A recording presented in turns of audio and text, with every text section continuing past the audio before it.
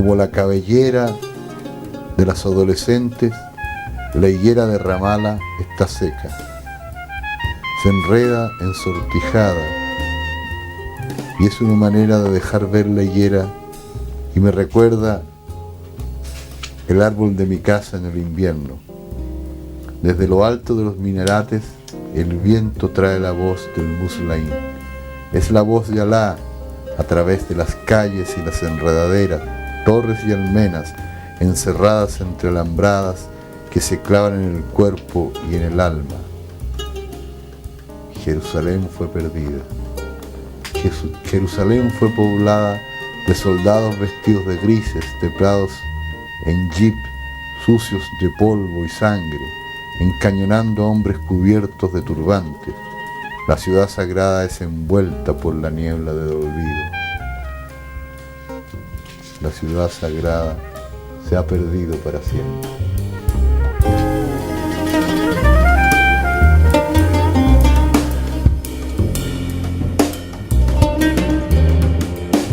En fin,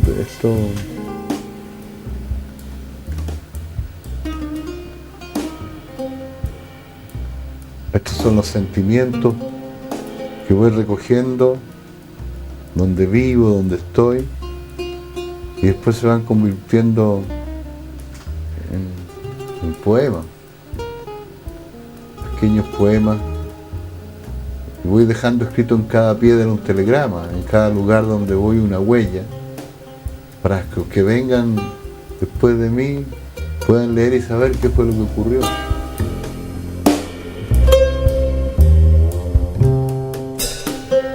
Si yo conozco esta realidad de Jerusalén, de los pueblos palestinos, y la cuento y la narro en cine, en poesía, en libros, en pintura, estoy contribuyendo de mi manera, con modestia y fuerza, pero con lo que yo soy, a la causa de Palestina y a la justicia de sus planteamientos y de sus deseos más profundos, que es vivir en libertad y poder construir sus vidas, sus familias, sus sueños, sus amores. Ese es el sentido de mi acción. Gracias a la vida que me ha dado tanto, me dio dos luceros que cuando los abro perfecto distingo lo negro del blanco, y en el alto cielo su fondo estrellado, en las multitudes el hombre que yo amo. Gracias a la vida que me ha dado tanto, me ha dado el oído que en todo su ancho graba noche y día, grillos y canarios, martillos, turbinas, ladridos, chubasco, y la voz tan tierna de mi bien amado. Gracias a la vida que me ha dado tanto. الرزنامة عليها صورة من تشيلي البلد الذي نعيش فيه، ودكاننا اسمه آخر قمر، وعندنا زباين كتير.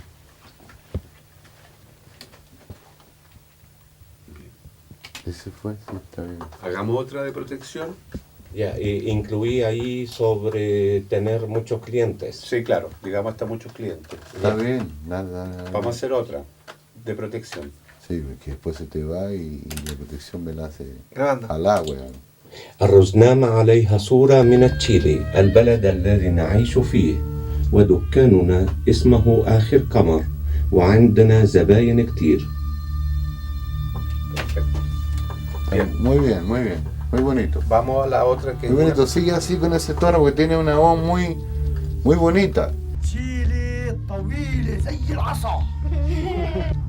في هذه الرزنامة صورة من تشيلي البلد التي نعيش فيها. Sí, soy un chileno de origen palestino. O sea, mis abuelos son palestinos, mis abuelos son árabes, y yo nací en Chile y estoy muy arraigado, además mi vida ha sido muy arraigada en la provincia chilena, no en Santiago, sino en la provincia, donde he compartido junto con el pueblo chileno toda su experiencia histórica. Participé conjuntamente con el pueblo chileno en lo que era conquistar la utopía y la libertad de este país, de los más pobres, de los más desposeídos, con el gobierno del presidente Salvador Allende. Trabajé junto a él y fui perseguido y exiliado y luché contra la dictadura. Y hoy día lucho porque Chile sea más democrático, más abierto y existe una justicia social más profunda. Y entre tanto eso, por supuesto, soy chileno. Yo creo que la nacionalidad de los cineastas es el lugar donde filman sus películas. Yo creo que eso es definitivo. Porque la tecnología del cine es la misma en todas partes del mundo. La diferencia está en el punto de vista. Dónde, cuándo y por qué se pone la cámara en un lugar. Porque la naturaleza lo determina. Desconcertado, recorrí buscando en esta ciudad extraña y lejana el camino de Santiago. Santiago de Chile era al final el fin de mi camino. Por lo menos tenía un propósito claro: encontrar el lugar donde estaba enterrado mi padre y sobre todo encontrar a mi hermano.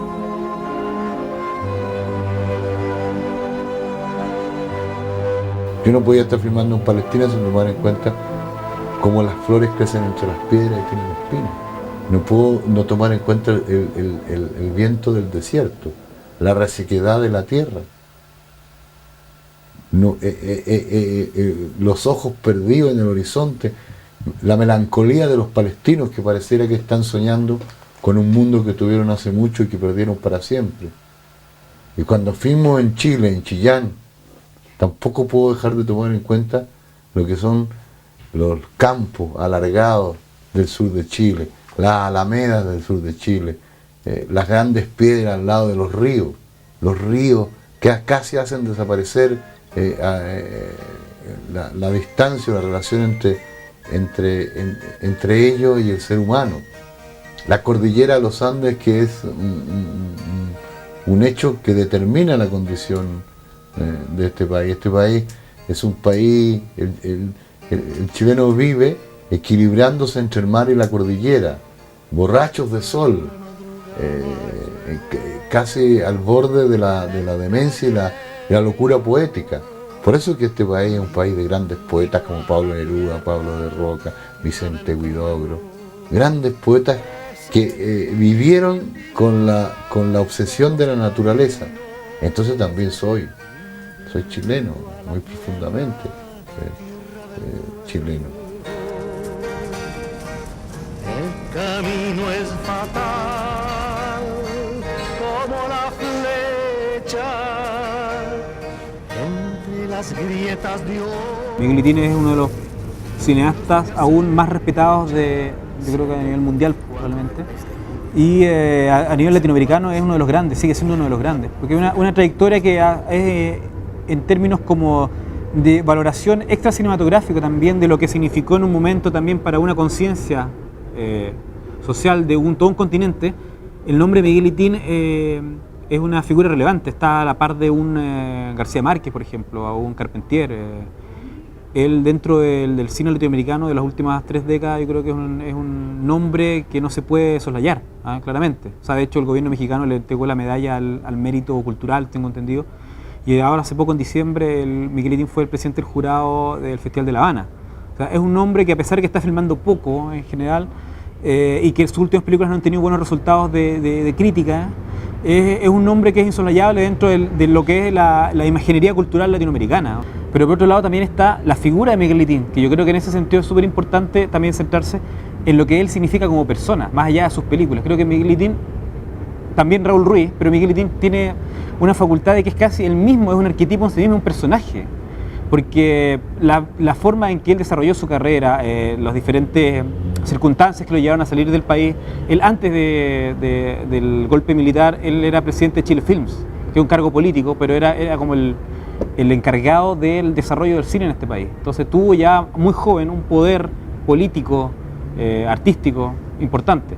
Después del golpe de Estado, él se va, se exilia, hace películas en México, Nicaragua, pero de alguna manera él es casi como un émulo de sus propias películas, ¿ah? Como estos grandes héroes libertarios que liberan a los pueblos oprimidos, que es uno de los temas constantes de sus películas. De alguna manera la figura de Miguelitín también iba con ese rango.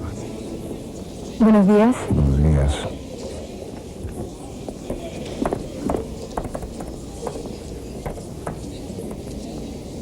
¿Tiene su segundo apellido? Sí, Terra. ¿Por qué?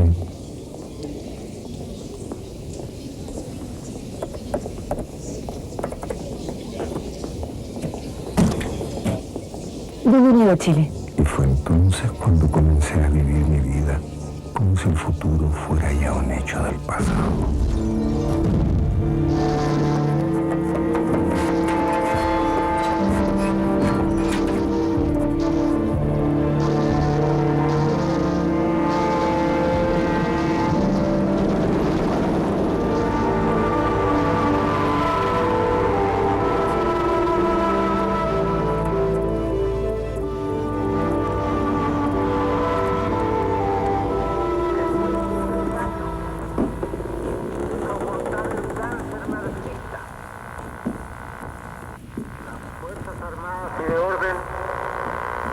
He sido coherente con mis planteamientos, con mis ideas y con mis sentimientos. Nunca hice una película por encargo, nunca hice una película que alguien me dijera lo que yo tenía que decir, siempre he dicho lo que yo he querido decir, y por eso he buscado siempre producir mis propias películas y ser yo quien asume el cine como si estuviera escribiendo una novela o con la libertad de un poeta o con la libertad de un hombre que hace pintura. Y entonces, claro, ha sido siempre, he estado muy ligado a la vida. Cuando en este país hubo democracia, pues hice un cine en relación a esa vida democrática. Cuando hubo dictadura, hice contra la dictadura.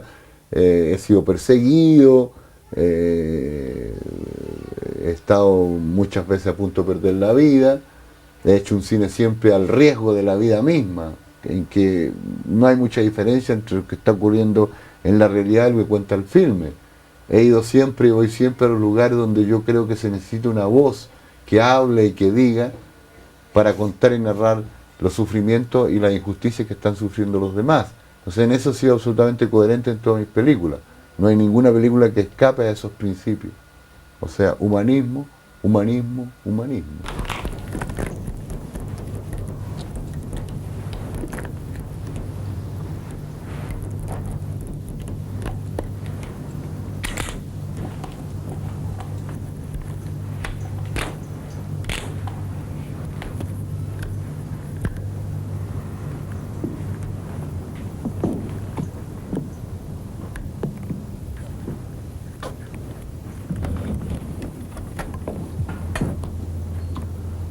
¿Qué pretende probar con eso? Uno de los dos está de más aquí. Déjeme tranquilo.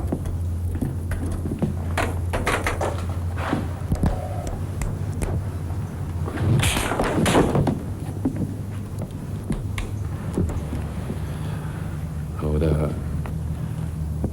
va a apreciar más la vida, ¿no es cierto?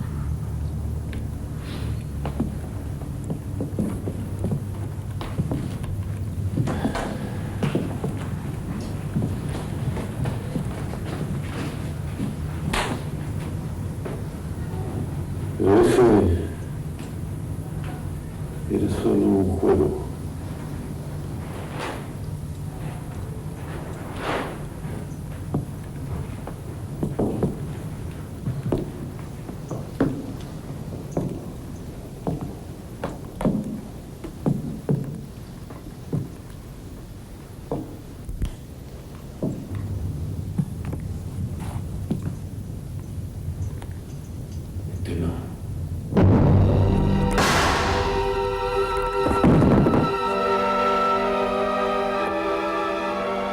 El mismo hecho de que haya vuelto a Chile clandestino a rodar el Acta General de Chile, que después García Márquez hizo la novela corta, de alguna manera da como la idea de que Miguel Letín en sí mismo ha construido, intencional o no, una figura propia del mismo. O sea, Miguel Letín es una figura mítica dentro del cine chileno por sus películas, por el éxito internacional básicamente, pero también él lo que ha construido por ser un disidente político que se arriesgó a volver a Chile, y por todo lo que construyó a partir de lo que hablamos del Chacal de Nahuel Toro, una película tan brillante, y construyó toda una carrera internacional que prácticamente en Chile no se ha visto. Y yo creo que hay un cierto consenso de público y crítica en Chile que es la película más importante de la historia del cine chileno. En ese sentido hay pocas opiniones contrapuestas. Alguna gente dice que es Tres Tristes Tigres de Raúl Ruiz, pero yo me incluyo también en pensar que el Chacal de Nahuel Toro es la película más importante que se ha hecho en Chile por trascendencia histórica, por lo que significó en términos estéticos para Latinoamérica también, y porque fue como uno de los, se puede decir, una de las partidas más brillantes que haya tenido un cineasta en este país en cuanto a cine. O sea, yo creo que Miguel Letín hizo su mejor película con la primera. O sea, partió de una forma en que ya no se pudo superar más. La primera mía, El Chacal de Nahuel Toro, sí, fue el año 68. Es una película que nace justo de la necesidad de expresar un sentimiento en contra de una injusticia muy grande, como es la situación de los pobres, de los marginados, en un país capitalista subdesarrollado como Chile, y donde hay una gran concentración de la riqueza en pocas manos, sobre todo la tierra, en la que el campesino marginado no tiene ni siquiera la tierra que lleva en sus hojotas, que lleva en sus sandalias. Y es la vida de los más pobres, los que están marginados de todo el sistema social. De la gente que, de algún modo, como llamó un poeta en aquella época, nacían muertos, no tenían prácticamente vida. Y este fue un caso que estremeció a la opinión pública chilena, porque se trataba de un hombre que había sido tratado en su vida como prácticamente un animal y luego es recuperado cuando comete un crimen, y en la cárcel le enseñan a ser ciudadano, a ser chileno, a ser un hombre en sociedad, y cuando ya está convertido en eso lo matan, o sea, lo educan para matarlo. Y de alguna manera una metáfora simbólica de lo que el proceso del capitalismo y de lo que hoy se llama el neoliberalismo económico hace con los seres humanos.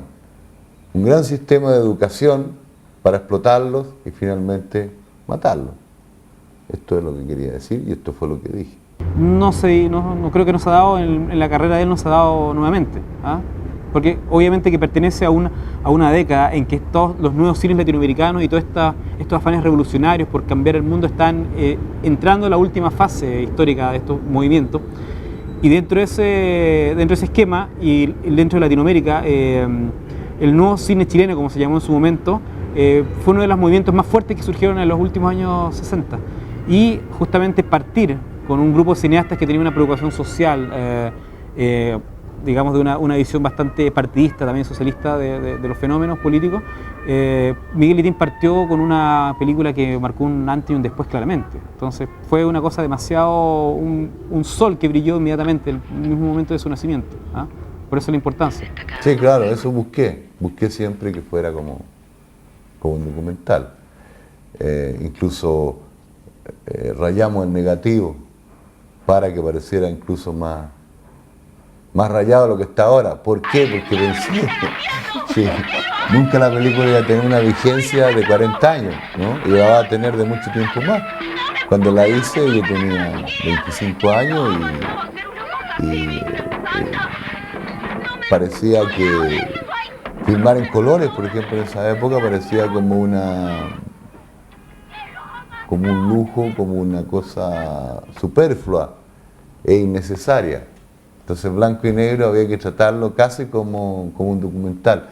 Este también era un planteamiento que correspondía a toda una generación de cineastas latinoamericanos, que somos los que fundamos el nuevo cine latinoamericano, o sea, un cine con una postura social, con una postura política, claramente antiimperialista y claramente buscando la revolución que encabezaba el Che Guevara, la revolución que encabezó Fidel Castro, la revolución que en Chile encabezó Salvador Allende.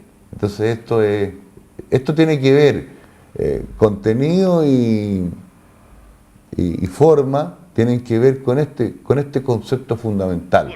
Antes que cineasta éramos revolucionarios, o queríamos ser revolucionarios. Bueno, es una película muy al estilo del cine político italiano de los años, que comenzó en los años 60, lo de Francesco Rossi, de esa gente, donde se entrecruza claramente la ficción y el documental.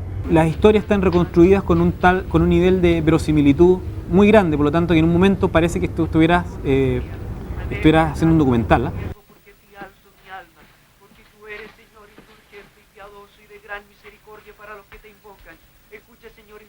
Y atiende a la voz de mis plegarias. En el día de la angustia te llamo porque sé que me oyes. No hay Señor en los... Mostrarse ante ti y honra en tu nombre porque tú eres grande y obras maravillas, tú eres... Claro, eso.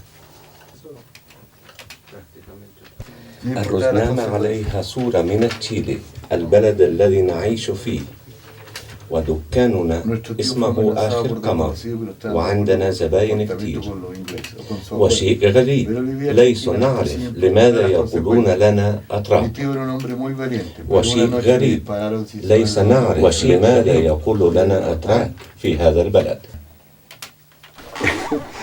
A ver, el cine es una multiplicidad de elementos, se trabaja con el doblaje, como dijo nuestro técnico jefe. Él dijo el 80% es sonido directo, pero él lo tiene que mejorar aquí, tiene que sacar impureza, pero el sonido es directo, el sonido de Palestina.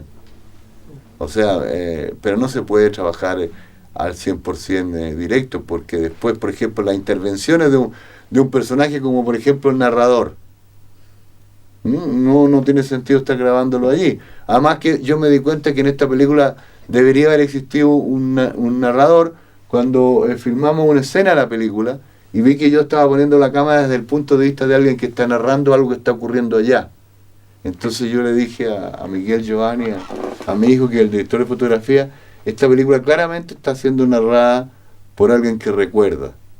Y esos son mi abuelo, mis tíos, yo mismo. Entonces, bueno, incorporamos el narrador y eso se hace después en el estudio.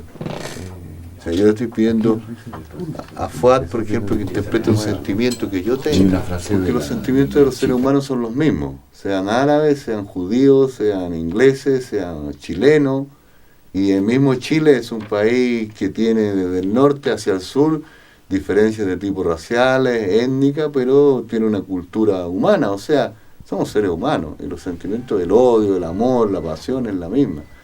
Ahora, para escuchar o no, entender los textos, no, porque yo mismo he escrito el guión y he visto cómo se traduce, entonces sé lo que están diciendo. Ahora mismo estoy escribiendo un texto que se va a decir en árabe, entonces, claro, la diferencia es que el sonido es diferente, pero el sentimiento es el mismo.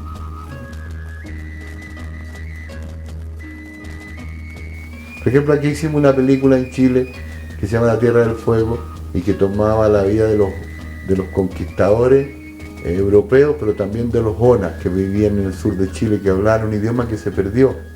Lo recuperamos para de los archivos idiomáticos y lo convertimos en idioma vivo en la película.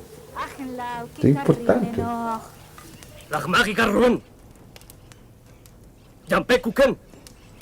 Bahanya Jondontu, con Tichek, Yentahaltol, Jojo Wanurem. Maklugach Yeshin Kaosishek. Sí, pero hay que hacerla en inglés. No, ¿por qué? Pero lo mismo me preguntan a mí en Palestina también cuando llego, ¿por qué tú no hablas inglés? Yo le digo, porque no quiero hablar inglés. Curioso fenómeno. No quiero hablar el idioma del imperialismo, porque cuando uno habla el idioma del amo, termina siendo sirviente. Quiero hablar mi idioma para ser libre.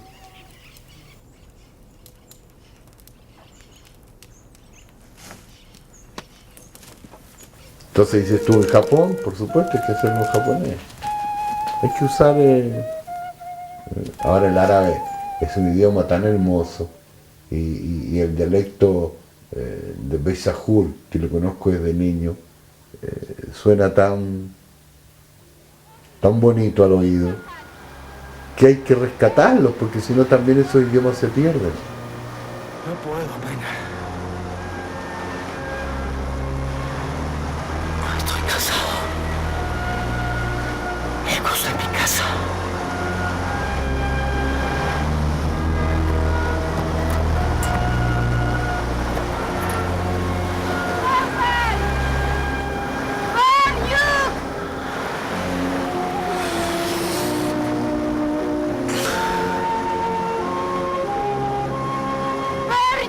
Julius Popper!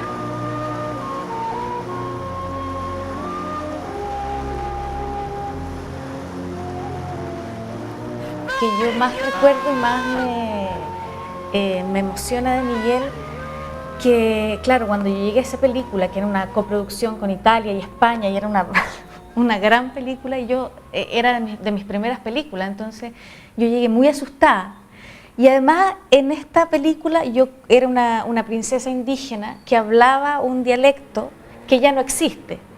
Entonces tuvimos que investigar el dialecto y cuando yo recibí los textos, que era todo como... yo me puse a llorar y dije, yo no voy a poder hacer esto. Entonces cuando llegué a la filmación y la primera escena que hice, después de hablar con Miguel, del personaje y todo, Miguel se acercó y me tomó la mano y me dijo 2 indicaciones como al oído. Y yo dije ya. Y me tranquilizó, me dio confianza. Y finalmente los actores lo que más necesitamos es cariño. Aparte de estudiar y de investigar el personaje, y de la emoción y los recuerdos, necesitamos cariño. Y Miguel tiene eso, que te hace cómplice y parte del proyecto y te acuna, digamos. No te he servido. Tú tampoco a mí.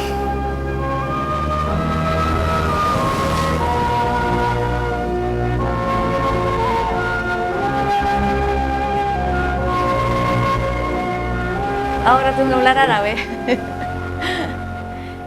Bueno, estoy ahí tratando de hacerlo lo mejor posible porque hay que tener las entonaciones y todo, así que escucho música árabe en mi auto todo el día para ver si... ¿Es difícil, ¿no? Sí.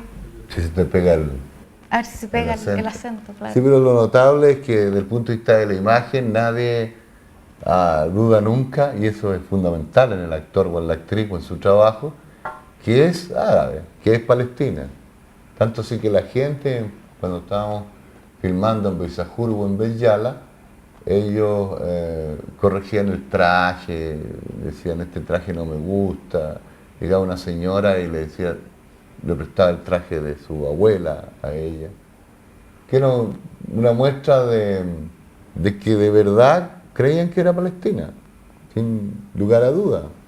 Y en la película indiscutiblemente que ella tiene un rostro y un aura de mujer palestina que es muy especial.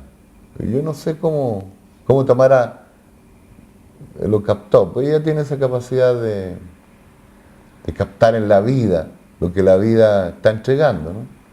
Pero está como una cierta dulzura con firmeza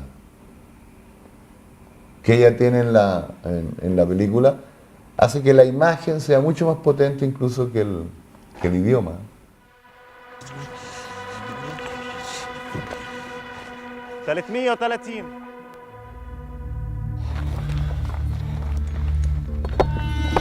تعلم كيف البيوت بالبنن لازم تبني بيتك هيك.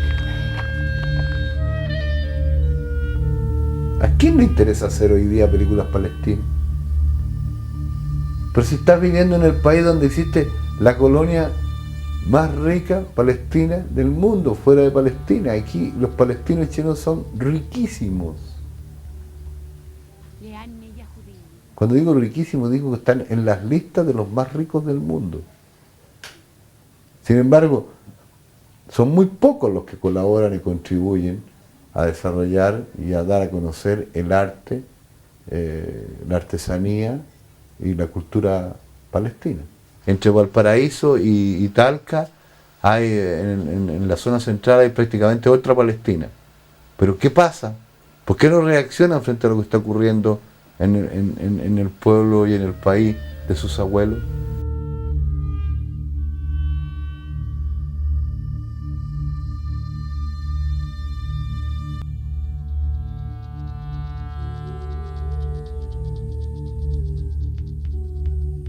لأني يهودية وأنا في إشيلي.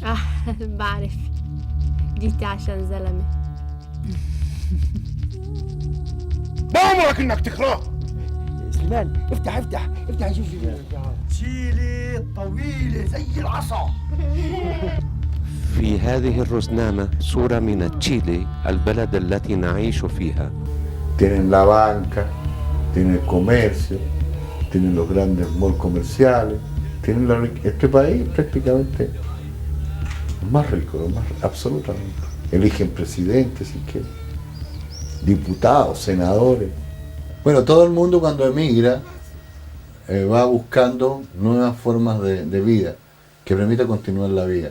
En la historia de la inmigración palestina, el hecho de que Palestina estuviera 800 años ocupada por el Imperio Turco Otomano y de que los pueblos de palestinos sufrieran esta ocupación de los turcos otomanos, que venía de antes de los persas, que estaban los bizantinos, o sea, Palestina prácticamente ha sido ocupada siempre. Llegaron aquí a encontrar una forma de vida y eso me parece absolutamente legítimo. Pero 3 generaciones después, cuando ya se ha acumulado suficiente riqueza, dinero, poder cultural, poder político, es necesario que pongan sus ojos en la tierra de su antepasado y pongan su esfuerzo para tratar de salvar lo que queda de Palestina. Porque aquí no hay precisamente una colonia que sea un yeto apartado, porque los palestinos chilenos o descendientes palestinos son ministros de Estado, incluso hay un ministro que es el ministro de Educación, que es de descendencia árabe. Por lo tanto deben actuar sobre la sociedad chilena, sobre la sociedad latinoamericana y sobre la sociedad donde realizan sus actividades para crear conciencia, crear formas de conciencia que impida que a Palestina se le asesine. Entonces, bueno, voy a ir a la reunión del lado yo. Ya pelado. Chao.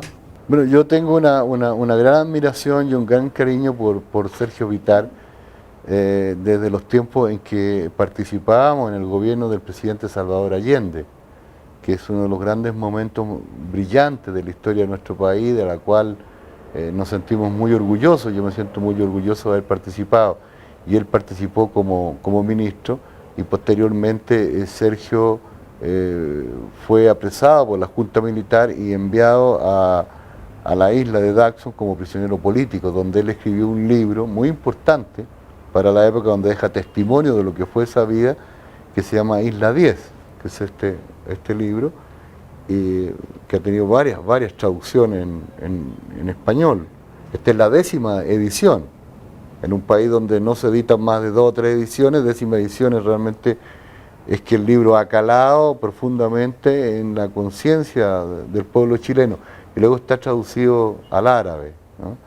Y ahora él ha sido un brillante senador en el norte chileno, en una zona en que había muchos problemas y mucha depresión de tipo económico, y él ha luchado de una forma transparente, clara, por volver a la democracia y por volver toda esa parte del norte a una prosperidad económica. Y luego, para nuestro orgullo como descendientes de árabes, el gobierno de Chile le ha encargado la educación, que es uno de los factores más importantes y fundamentales de un país. Y entonces, pues, yo también sé, por otra parte, de que hay mucha gente en Chile, mucha gente, que piensa que Sergio podría ser un gran presidente de Chile. Entonces, claro, eso nos llena de mucho orgullo, porque él no pierde su manera de ser. Es una persona sencilla, una persona alegre, una persona asequible, uno de los pocos ejecutivos chilenos, diría yo, y esa es mi responsabilidad, que contesta el teléfono directamente y está dispuesto a los amigos y a la gente en Chile. Y eso lo percibe el país, y eso nos llena de orgullo y de gratitud por su gran personalidad política. Bueno, después de lo que él ha dicho, tú puedes ver por qué tenemos una buena amistad, porque los buenos amigos hablan muy bien de los otros. pero además hay otras razones. Yo le tengo mucho aprecio porque es un tremendo director de cine y es una figura que ha marcado el cine y el arte, pero además ha sido alcalde, ha tenido un compromiso político con la democracia y hemos estado juntos. Uno se une en los momentos duros y hemos estado juntos en una lucha política. Además, en los tiempos que hemos vivido, el sufrimiento del pueblo palestino ha despertado mucho la identidad de quienes nos habíamos olvidado porque han pasado muchos años. Son los países, los papás, los abuelos vinieron de muy lejos, pero la raíz retoma cuando ves que a quienes son de tu sangre los están aplastando.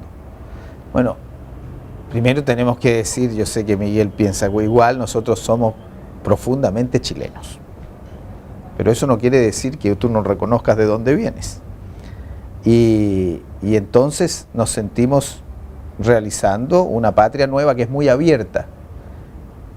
Y en América Latina y en Chile, los descendientes de árabes han llegado muy arriba políticamente. Y la política es de las actividades más difíciles del ser humano. Para tener una posición política destacada, uno tiene que ser expresión de las sensibilidades más profundas de un país, de su cultura.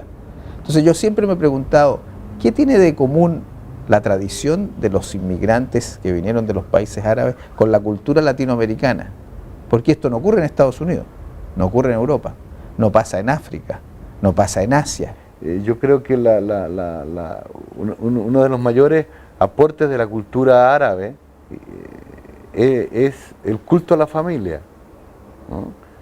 Nosotros hemos sido niños privilegiados, llenos de cariño, llenos de fuerza, en que la familia, el papá, la mamá, la abuelita nos empujaban a ser los mejores en el colegio, después en nuestros trabajos y a darnos toda esa fuerza que hoy nos permite seguir luchando y seguir perseverando en nuestros principios.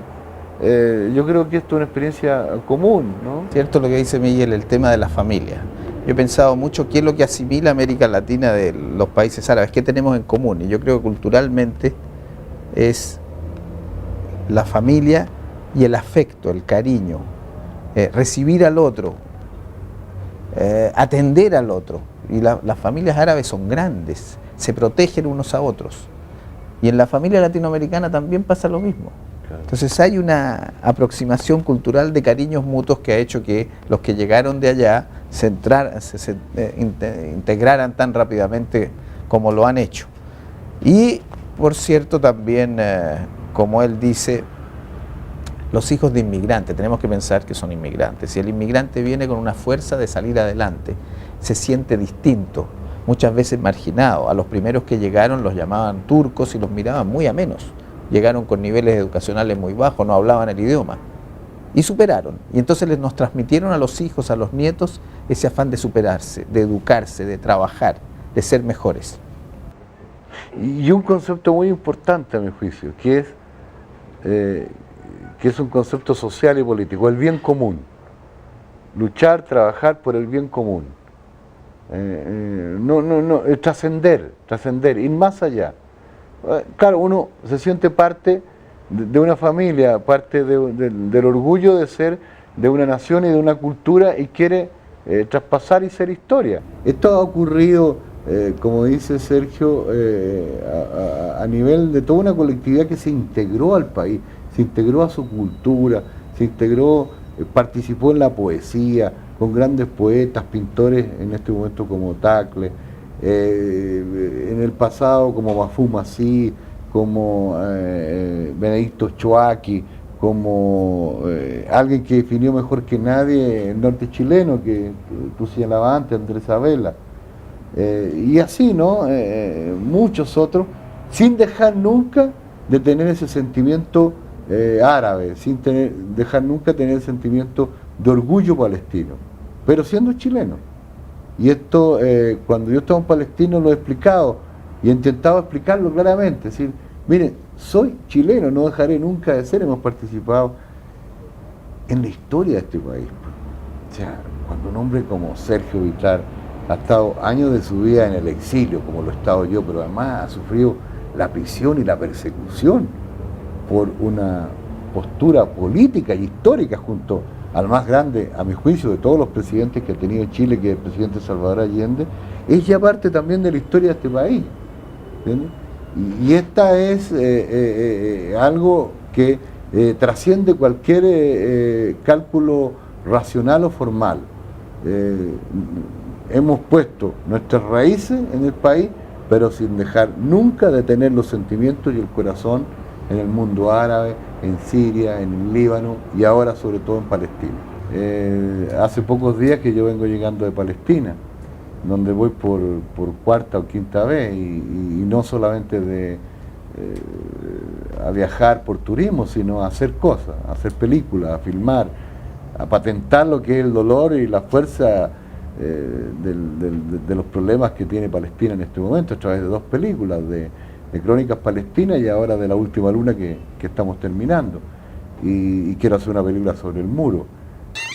Estamos de un pequeño tour adelante. Esta es la sala de Foley, donde aquí el artista de Foley hace los pasos y el grabador graba lo que él dice. No sé si me puede hacer un ejemplito rápido. No. Rápido, dale. Ven esa escena de La Última Luna que estábamos viendo y Roberto está haciendo el ruido de los pasos. Ahí me.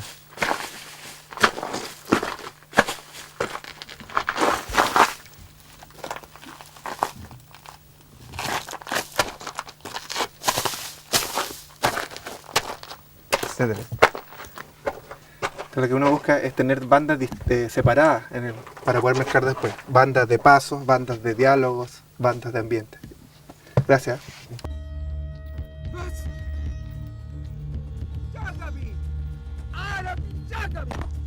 Bueno, yo estoy terminando en este momento La Última Luna, que es la película que filmamos el año pasado en Palestina, y debo hacer las copias finales para empezar a presentarla a los públicos del mundo.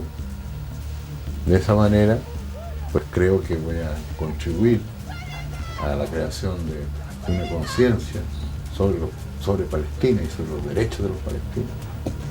Por supuesto, soy un hombre que vive inserto en el mundo y que lo motivan ideas, no creencias, sino ideas, y que reconoce en lo que está ocurriendo en Palestina uno de los hechos más atroces y más injustos que conoce la historia de la especie humana, y por lo tanto mi deber y mi obligación es difundir para contribuir a la creación de una conciencia que lo detenga. Y eso lo puede ser un chileno, puede ser un polaco, puede ser un europeo, o puede ser también descendiente palestino, pero estos problemas no pasan por las etnias. Todos los hombres somos iguales, los hombres nacimos con los mismos derechos.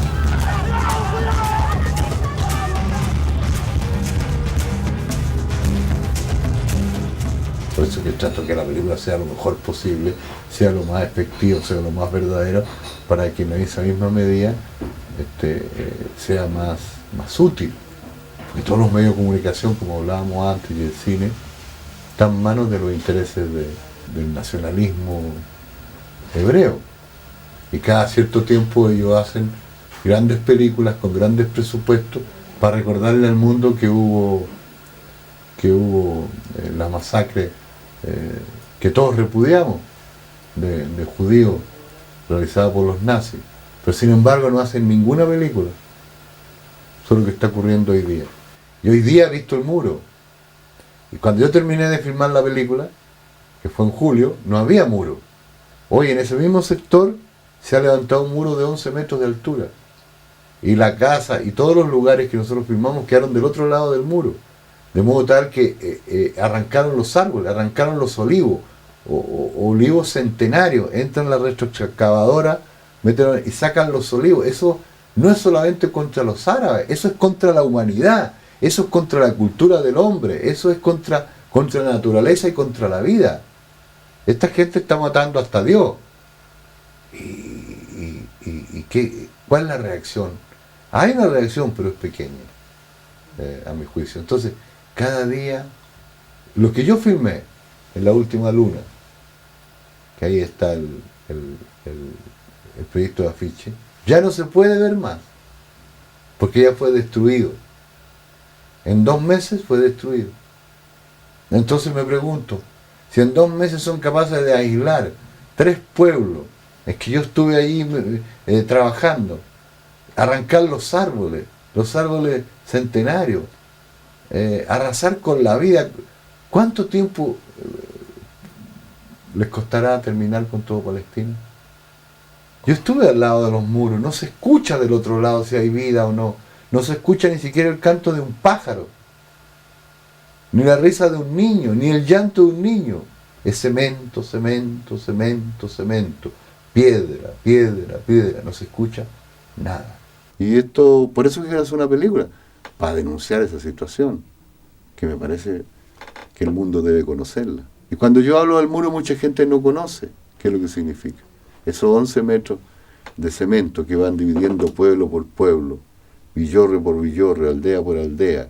Yo creo que cuando yo vi el muro, yo me dije a mí mismo, esto, que es lo más terrible que yo he visto en mi vida, lo más espantoso que yo he visto. Nunca imaginé que el hombre pudiera llegar en el desarrollo de la civilización a levantar muros para encerrar a los demás hombres. O sea, hacer cárceles vivas, cárceles sobre la gente común y corriente, la gente del cotidiano, la gente que no ha hecho nada, los inocentes están encerrados. Y además la mano de obra que construye son también palestinas, porque están obligados por la fuerza de la ocupación, la fuerza del fusil, a construir sus propias cárceles. Y esto es como la esclavitud moderna. Y entonces, esto que está ocurriendo y que el mundo no lo conoce, hay que darlo a conocer, hay que explicarlo 1 y 1000 veces. Lo que tienen que entender también los países árabes que están al lado de los palestinos, que pareciera que no se dan cuenta de lo que está ocurriendo, porque nadie protesta de verdad. Y ahí se está provocando un genocidio. Ahí en 5 años más pueden matar a todos los palestinos que hoy viven, que son alrededor de 4,5 millones. Los demás, hay 4 millones de refugiados en los campos de concentración, en los campos de refugiados, que son campos de concentración, donde hay hambre, donde hay miseria, donde hay necesidades. Pero nadie dice nada. El mundo está impávido con los brazos cruzados, mirando cómo se asesina y cómo se termina con un pueblo. Por eso que quiero poner un personaje central que sea una mujer que va de un muro a muro y una madre que va también, son muchas historias entrelazadas, lleva a su niño a conocer el mar. Cuando llega al mar, el niño está muerto. La realidad palestina es muy triste. Por eso el arte sirve mucho para el espíritu humano, pero no resuelve los problemas que se encargan de crear los políticos, los militares y las ambiciones hegemónicas de un pueblo sobre otro. El cine es la memoria. El cine es la memoria. El cine es la proyección de la memoria en una pantalla. Todo ser humano hace películas todos los días. Cada vez que recuerda, está realmente haciendo una película.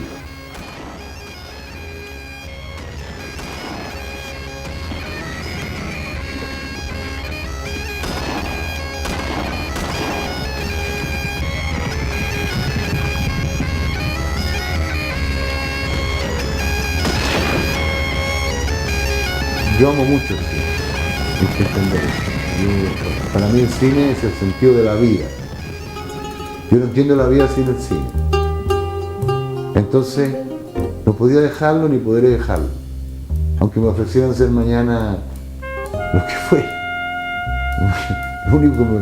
Lo que más amo es estar con una cámara, con una idea en la cabeza y una cámara en la mano, haciendo cosas, buscando. Inspeccionando en el alma humana, en los sentimientos, contando historias. Eso me hace muy feliz y le da sentido a mi vida.